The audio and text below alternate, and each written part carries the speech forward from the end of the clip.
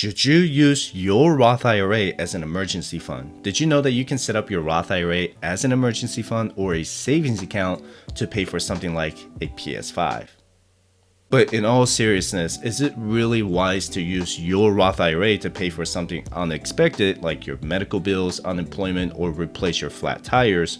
What you probably didn't know is that you can actually withdraw the contributions you make to the Roth IRA at any time, tax-free and penalty-free, because you already pay taxes on the Roth IRA contributions. What you cannot do is to withdraw the earnings or interest that accrue inside your Roth IRA until you're 59 and a half and hold a Roth IRA for at least 5 years. Some people use the Roth IRA as an emergency fund, but is it really something that you should do? And keep in mind that I'm only talking about the Roth IRA contributions. So if you make over $144,000 as a single filer or $214,000 as joint filers, then you're not eligible to contribute directly to the Roth IRA or use it as an emergency fund. If your income exceeds the limits, then you can do what's called a backdoor Roth IRA, but they're called the conversions, not contributions. And I'll put this video link in the description below. And when it comes to the Roth IRA, you need to understand 4 terms: contribution, conversion, earnings, and rollover. If you're subscribed to my channel, you know that I talk about this in every one of my Roth IRA videos because most people get these terms confused a lot. And I just need to explain this to the new listeners. A contribution to your Roth IRA is what you directly contribute or transfer from your bank checking account to your Roth IRA. A conversion is if you decide to pay taxes on what you have in your traditional IRA or other pre-tax retirement accounts, and then you convert that money over to your Roth IRA. So anytime you do a conversion, you'll have to pay taxes on the total conversion.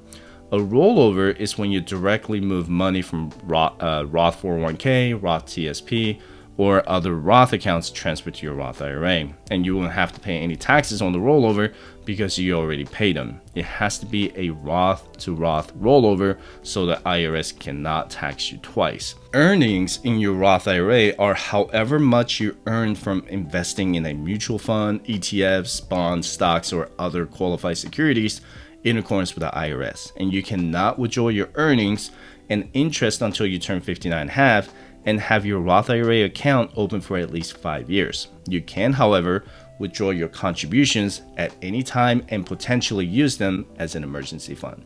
If you're brand new to my channel, my name is Sai and welcome. So in this video, I'm gonna talk about if you should use your Roth IRA as an emergency fund, and I'm gonna give you a full breakdown of how making withdrawals could impact your investments in the long term. If you're looking to get started on your financial independence journey, you can schedule a free one-on-one 20-minute financial coaching session by visiting firesidechat.com/coaching. So the first thing you need to understand is how first in, first out works in the Roth IRA. If you log into your Roth IRA, you might have seen the acronym FIFO, which is what's defaulted to for the IRS if you don't specify a method with your broker when you sell shares of your stocks, bonds, mutual funds, or ETFs.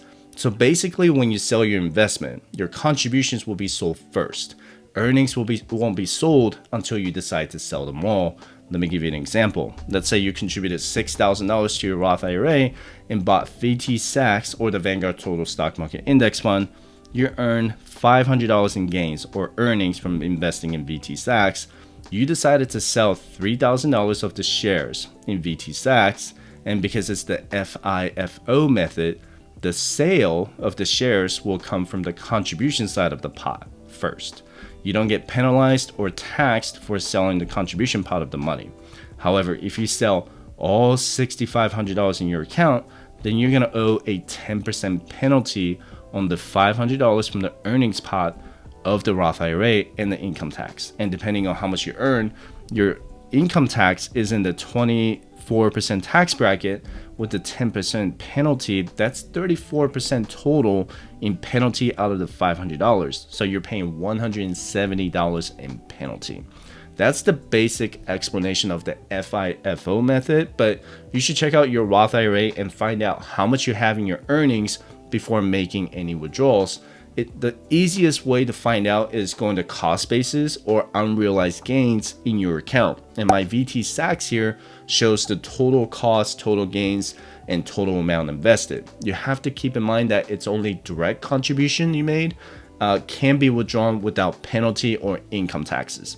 if you made any conversions from traditional IRA, then there's a 5-year rule and other rules you need to know about. You can check out this video about the 5-year conversion ladder, and I will put the link in the description below. By the way, you can get our free financial independence resources by visiting firesidechat.com/contact. You can also check out the Fireside Chat shop if you're looking to start your own YouTube channel, and I have all of my equipment at firesidechat.com/shopping. So I only recommend using the Roth IRA as a very last resort or for large emergency expenses. Ideally, you should have at least 3 to 6 months of expenses saved in cash in a high yield savings account that can pay you at least 1.25% in APY.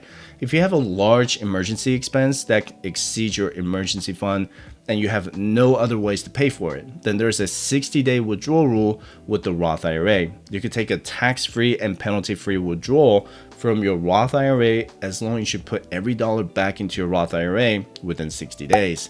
If you put the money back, then the IRS will just consider it as a Roth IRA rollover. If you don't, then you could pay 30 or even 40% total in taxes and penalty on the distribution depending on your earned income. There are exceptions to the policy as long as you follow the IRS guidelines, and you can avoid the 10% penalty if you're under 59.5 and own your Roth IRA for less than 5 years. If you've owned your Roth IRA for more than 5 years, then you won't be subject to income taxes or penalties for the following exceptions. This is why I always tell everyone to open a Roth IRA today, even if they're not eligible to directly contribute to it.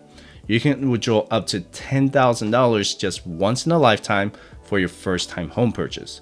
You can even use a Roth IRA for qualified college expenses, but I will use a 529 before using my Roth IRA to pay for college. The Secure Act allows parents to withdraw up to $5,000 out of their IRAs to pay for the birth or adoption of a child. You can actually do this with a 401k as well. You can withdraw from your Roth IRA to pay for medical expenses or health insurance if you can prove that you're unemployed. If you're a reservist or a member of the National Guard and you got activated to serve on active duty for more than 180 days, then the 10% withdrawal penalty is waived as well. You can also avoid a penalty if you become disabled or pass away. Now, let me show you the impact you could have on your Roth IRA investments if you use to withdraw it at any time before your retirement. Again, I highly recommend you don't use your Roth IRA for emergencies unless you absolutely have to. Withdrawing from your Roth IRA for minor expenses could hurt your investments in the long term, but it is still better than using credit cards or taking out personal loans and paying 10, 15, or 20% in interest for the next decade. So, like I said earlier, you need to know how much you contributed to your Roth IRA so you don't dip into the earnings that will get you 30 or 40% in penalties and taxes.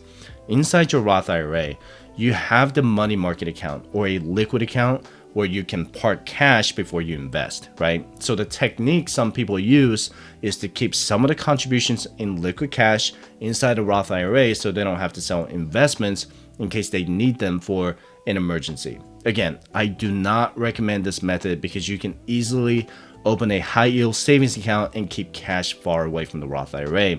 Let me show you the spreadsheet on how withdrawing from your Roth IRA could impact you in the long term. If you start maximizing your IRA contributions at the age of 25, with an 8% average annual return, you're going to have $1.2 million by the time you turn 60.